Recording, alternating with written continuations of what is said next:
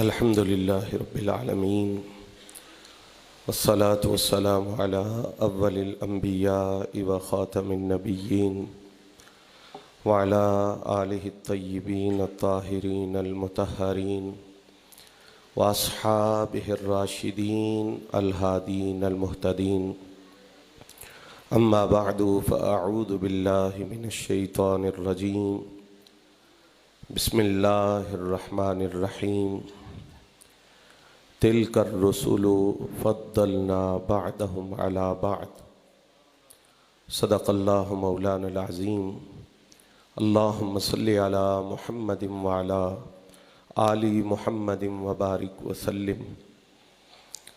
آج کی اس پروقار تقریب سعید تقریب عرس میں آپ سب حضرات کی طرح یہ ناچیز، یہ فقیر حضرت مفکر اسلام زبدۃ المحققین مفسر قرآن نابغہ عصر ڈاکٹر پیر سید عبد القادر شاہ صاحب گیلانی دامت برکاتہم القدسیہ اور آپ کے مظہر حضرت علامہ پیر سید مظہر حسین شاہ صاحب دامت برکاتہم العالیہ کی پرخلوص دعوت پر اپنے مرشد کریم ثانی مہر علی وارث غوث جلی حضور سیدنا پیر سید شاہ عبد الحق گیلانی قدس سرہ العزیز کے نور نظر لخت جگر ہمارے دلوں اور آنکھوں کی مسرت حضرت علامہ پیر سید علی جنید الحق گیلانی سجادہ نشین درگاہ عالیہ مقدسہ گولڑہ شریف کی معیت میں حاضر ہوا۔ دعا ہے اللہ رب العزت ہم سب کی حاضری اس پاک بزم میں مستجاب و مقبول فرمائے۔ حضرات ساتھی راستہ دیں گے، قبلہ پیر صاحب کو آنے دیں، راستہ دیں گے تاکہ مجلس جاری رہے۔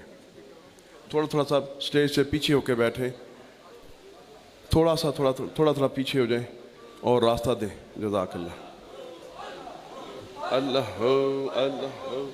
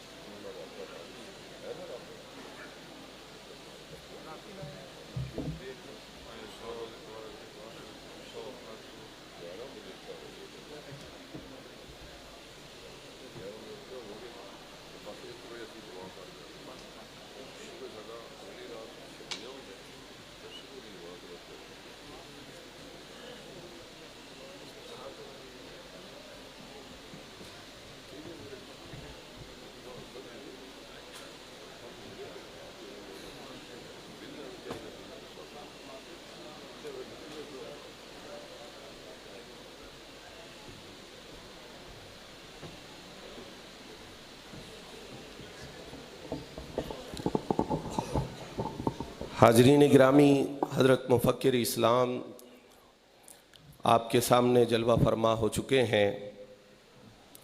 میں انتہائی اختصار کے ساتھ چند جملے آپ حضرات کی خدمت میں عرض کرنے کی کوشش کروں گا۔ چونکہ اہل علم بکثرت یہاں تشریف فرما ہیں تو میں طالب علمانہ انداز میں کچھ معروضات آپ کے سامنے رکھنا چاہوں گا۔ مفاضلہ چاہے حضرات انبیاء کرام علیہم السلام کے درمیان ہو، چاہے حضرات صحابہ کرام کے درمیان ہو، چاہے اہل بیت رسول کے پاکیزہ افراد کے درمیان ہو، یہ عنوان محبت ہے۔ مفاضلہ عنوان محبت ہے۔ اگر کوئی اس میں نفرت کی آمیزش لاتا ہے تو یہ اس کے ذہن کی غلاظت کا نتیجہ ہو سکتا ہے، لیکن حقیقتاً مفاضلہ عنوان محبت ہے۔ اور اس پر پہلی دلیل یہ ہے کہ اللہ نے قرآن میں صراحت کے ساتھ جن ہستیوں کے درمیان مفاضلہ کو ذکر کیا وہ سارے اللہ کے محبوب ہیں۔ تو مفاضلہ عنوان محبت نہ ہوتا تو اللہ اس کو اپنے محبوبوں سے منسوب کر کے بالصراحت قرآن میں ذکر نہ فرماتا۔ اور دوسری بات جو نہایت اہم ہے وہ یہ ہے کہ مفاضلہ ہوتا ہی اصحاب فضائل کے درمیان ہے۔ جانب واحد سے یا جانبین سے اگر کوئی شخص صاحب فضیلت نہ ہو تو وہاں مفاضلہ متصور ہی نہیں ہے۔ اس کا مطلب یہ ہے کہ جو اسلاف کی روش پہ مفاضلہ کے عنوان پہ قلم اٹھاتا ہے وہ سب سے پہلے ارباب فضائل کی خدا کی طرف سے دی ہوئی فضیلت کو تسلیم بھی کرتا ہے اور اس کا اعلان بھی کرتا ہے۔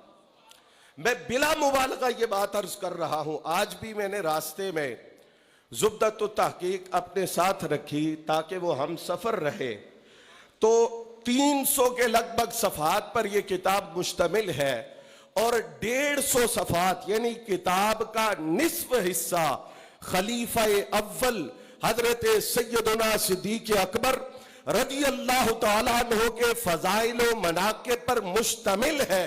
اور میں نے ایک جملے میں اس بات کو سمیٹا جو آپ اس پوری کتاب کو پڑھ کے نتیجہ کے طور پہ سمجھ سکتے ہیں کہ مفاضلہ کے عنوان کو چھیڑ کر نفرتیں پھیلانا یہ کسی کی ذہنی غلاظت کا نتیجہ ہو سکتا ہے۔ اگر مفاضلہ کی حقیقت کو دیکھا جائے تو یہ محبتوں سے لبریز عنوان بن کے ہماری آنکھوں کو ٹھنڈک دیتا ہے۔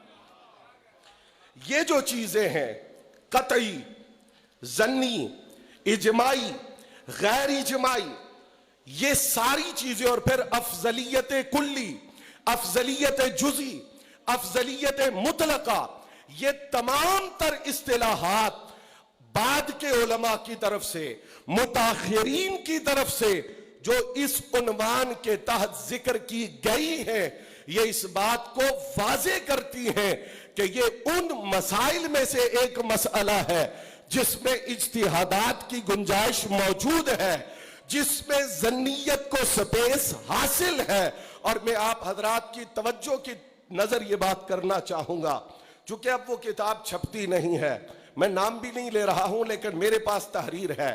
ایک بہت بڑے محقق، عالم اور مفسر نے، جب حضرت قبلہ شاہ صاحب کی جوانی کا عالم تھا تو وہ پیرانہ سالی میں تھے، یعنی اس زمانے کے وہ عالم ہیں، انہوں نے لکھا کہ مسئلہ افضلیت میں سب سے بہتر بات یہ ہے کہ لفظ افضل کلی مشکک ہے۔ لفظ افضل کلی مشکک ہے۔ اگر علماء اس بات کو ذرا توجہ دے تو یہ بات بڑی واضح ہو جائے گی کہ جب یہ کلی مشکک ہے تو اس کا اطلاق متعدد افراد پر اس کے کلی مشکک ہونے کا متقاضی ہے۔ پھر کہا اس میں جو اولویت ہے، عدم اولویت ہے، جو اس میں امتیازی تقاضے ہیں موجود ہیں، لیکن بنیادی طور پر یہ لفظ کلی مشکک ہے۔ حضرات گرامی قدر، نفرت کہاں سے شروع ہوتی ہے؟ میں ان شارٹ یہ بات عرض کر رہا ہوں، نفرت کہاں سے شروع ہوتی ہے؟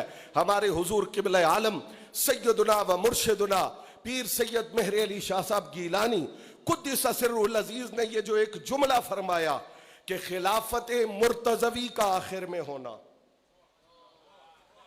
میں کہتا ہوں مجدد کا ایک ایک لفظ سبحان اللہ، اور آپ ان کے لخت جگر کی زیارت کر کے حضور مفکر اسلام کی زیارت کر کے کہیے سبحان اللہ۔ حضرت نے کیا فرمایا؟ خلافت مرتضوی کا آخر میں ہونا۔ مولا علی کی کسی اور حیثیت کو مؤخر نہیں کہا، خلافت مرتضوی کا سب سے آخر میں ہونا یہ موجب تقصیر نہیں بلکہ فضیلت ہے۔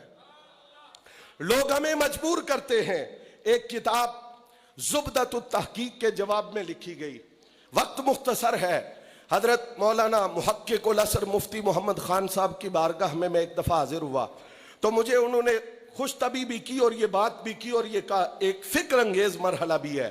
کہنے لگے شاہ صاحب میرے پاس فلاں مولانا صاحب آئے اور کہنے لگے مجھے فلاں فلاں فلاں کتاب دو، میں نے زبدۃ التحقیق کا جواب لکھنا ہے۔ تو میں نے کہا میں آپ کو ساری کتابیں پرووائیڈ کروں گا، لیکن آپ یہ بتائیں آپ نے زبدۃ التحقیق کا مطالعہ کیا؟ وہ کہنے لگے وہ میں نے نہیں کیا مگر میں رد لکھوں گا۔ تو میں نے ان کو زبدۃ التحقیق تھما دی، کہا 15 دنوں کے بعد آنا، پڑھ کے آنا، پھر بتانا کہ کہاں تردید کی ضرورت ہے۔ 15 دنوں کے بعد آئے، انہوں نے کہا یہاں تو کوئی ایسی بات نہیں جس کا رد کرنے کی ضرورت ہو، اگر آپ نے ایسے رد کرنے ہیں تو پھر یہ آپ کا اپنا ذوق ہے۔ تعرف الاشیاء بازدادہا، زبدۃ التحقیق کے رد میں ایک کتاب لکھی گئی جس میں 3 جملے ہیں، ویسے تو اس میں بہت سارا کچھ ہے، قبلہ عظمت شاہ صاحب اس پر کئی جلدیں لکھ سکتے ہیں، اللہ تعالیٰ ان کی توفیقات میں مزید برکت عطا فرمائے۔ تو 3 جملے میں عرض کرتا ہوں اور آپ حضرات حیرت میں مبتلا ہو جائیں گے۔ زبدہ کے جواب میں ایک کتاب لکھی گئی جس میں ایک جملہ یہ ہے کہ مولا علی کی خدمات مالیہ نمایاں نہیں ہیں، یہ اس میں ہے جملہ۔ اور آیت مناجات قرآن میں وہ آیت ہے جس میں انفاق کی جو صورت، جو حکم اللہ نے بیان کیا، اس انفاق کی صورت کے ساتھ اللہ کی کل مخلوق میں ایک ہستی خاص ہے جس کا نام علی المرتضی شیر خدا ہے۔ تم کہتے ہو مالی خدمات نمایاں نہیں ہے، اور اللہ کا قرآن کہتا ہے جو انفاق اللہ کی کائنات میں کوئی نہ کر سکا وہ علی المرتضی کے حصے میں آیا ہے۔ دوسرا جملہ اس میں یہ لکھا ہے کہ مولا علی بچے تھے۔ میں نے کہا شاید آپ آئندہ یہ بھی کہیں کہ مولا علی کے پاس ہمارے بورڈ کی ڈگری نہیں تھی۔ میں یہ کہتا ہوں یہاں تمہاری عقل، تخمینے اور اندازے چلنے والے نہیں، یہ بات مولا علی نے خود کہہ دی تھی، حضور مجھے فیصلے کرنے بھیج رہے ہیں، میں تو بچہ ہوں، میری عمر تو چھوٹی ہے۔ کملی والے نے اپنا دستے مبارک سینے علی پہ رکھا، مولا علی کہتے وہ دن گیا، یہ دن آیا، فیصلہ کرنے سے پہلے نہیں سوچا کہ فیصلہ کرنا کیا ہے، اور فیصلہ کر کے بعد میں نہیں سوچا درست کیا یا غلط کیا ہے۔ تمہارے تخمینے اپنی جگہ ہے، پر علی المرتضی علم کا وہ دروازہ ہے جس کے شہر کا نام جناب محمد مصطفیٰ ہے۔ ایک جملہ اس کتاب کے اندر یہ لکھا گیا، حیرت ہے، جو حضرت اعلیٰ نے کہا جس کو موجب تقصیر سمجھتے ہو وہ علی کی فضیلت ہے، تمہارے دماغ کی گندگی تجھے وہ سمجھنے نہیں دیتی۔ تیسرا جملہ یہ ہے اس کتاب میں، یہ لوگوں کو بتائیں، آپ صرف حضرت شاہ صاحب پہ اعتراض کریں گے، صرف سادات پہ زبانیں کھولیں گے، باقی سب کو کھلی چھٹی ہے، جو چاہے اٹھ کے جو لکھ دے، جو کہہ دے، وہ مسلک اہل سنت کا ترجمان ہے۔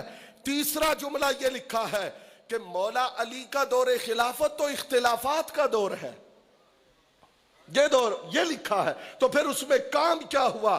میں نے کہا یہ اختلافات مولا علی کی فضیلت ہے، اس لیے حضور نے فرمایا میں نے تنزیل قرآن پہ لڑائی کی ہے. ایک وہ ہوگا جو تعویل قرآن پہ لڑے گا. اگر یہ فضیلت نہ ہوتی تو سیدنا صدیق اکبر آگے بڑھ کے یہ نہ کہتے حضور وہ میں ہوں گا. فرمایا تو نہیں ہوگا. حضرت عمر آگے بڑھے حضور وہ میں ہوں گا. فرمایا آپ بھی نہیں ہوں گے. لیکن وہ خاصف نال جو نال کی مرمت کر رہا ہے وہ ہوگا. صحابہ حضرت علی کو اس فضیلت پہ مبارک دینے آگے ہوئے. مولا علی نے سر اٹھا کے دیکھا ہی نہیں, گویا کہ رسول پاک نے علی کو یہ بتا بھی رکھا تھا, اور جو آنے والا وقت ہے اس کی تیاری بھی حیدر کرار نے بارگاہ مصطفیٰ سے کر رکھی تھی. اختتامی جملے, چونکہ پچھلے برس قبلہ شاہ صاحب نے عقیدے کے تسلب کے حوالے سے جو کلمات ارشاد فرمائے, بلا مبالغہ وہ اس چیز کو واضح کرتے ہیں کہ سادات کرام میں آج بھی جھول نہیں ہے. جس طرف سے حق کے خلاف آواز اٹھے گی ان کی زبان حرکت میں آئے گی, ان کا قلم جنبش میں آئے گا. میں اس کو سامنے رکھتے ہوئے یہ عرض کرتا ہوں, اگر کوئی موازنہ کرتے ہوئے, مفاضلہ کرتے ہوئے مولا علی کی شان میں ہرزہ سرائی کرے تو ملعون ہے. میں آپ سے تصدیق چاہوں گا, چونکہ حضرت شاہ صاحب کی بارگاہ میں بیٹھ کر اگر آپ یہ نہیں کہیں گے تو پھر اور کہاں کہیں گے. مفاضلہ کے بیان میں جو شخص چاہے سنیت کے لبادے میں ہو سیدنا صدیق اکبر کی توہین کرے, تنقیص کرے, جس طرح مولا علی کی شان میں تنقیص کرنے والا ملعون ہے, صدیق اکبر کی شان میں تنقیص کرنے والا بھی, بولیے گا شاہ صاحب کو گواہ بنا کے, صدیق اکبر کی شان میں تنقیص کرنے والا بھی ملعون ہے. نتیجہ وہی جو میں نے ابتدا میں عرض کیا, یہ عنوان محبت ہے. جب تک آپ اس کو مفاضلہ حقیقتاً سمجھیں گے نفرتیں نہیں ہوں گی, دل محبتوں سے آباد ہوں گے. یہ جملہ اور اس پہ بات ختم. حضور کے صحابہ, حضور کے غلام, حضور کے اہل بیت, حضور کے خلفاء وہ پیمانے ہیں جن کو میخانہ محمدی نے اپنی نگاہ سے لبریز کیا ہے. اب آپ کو تنقیص کی جگہ کہیں نہیں ملے گی. خلفاء راشدین, اولاد رسول, اہل بیت اطہار ذوی الفضائل اور باب فضائل ہستیاں ہیں جو شانیں, جو عظمتیں بارگاہ خداوندی سے اور بارگاہ مصطفیٰ سے انہیں عطا کی گئی ہیں. ہر مومن ان کے سامنے سر تسلیم خم کرتا ہے. اللہ کریم ان مشائخ کا سایہ کرم ہم پر تادیر سلامت رکھے. حضرت مفکر اسلام کی خدمات عالیہ میں اور اس عظیم الشان یونیورسٹی کی خدمات میں دن بدن ترقی ہو. حضرت تاجدار گولڈا کی نسبت سے اور حضرت مفکر اسلام کی جو اس خانوادہ سے محبت ہے, اللہ ان محبتوں کے طفیل ہماری حاضری کو مستجاب فرمائے. وآخر دعوایا ان الحمد للہ رب العالمین.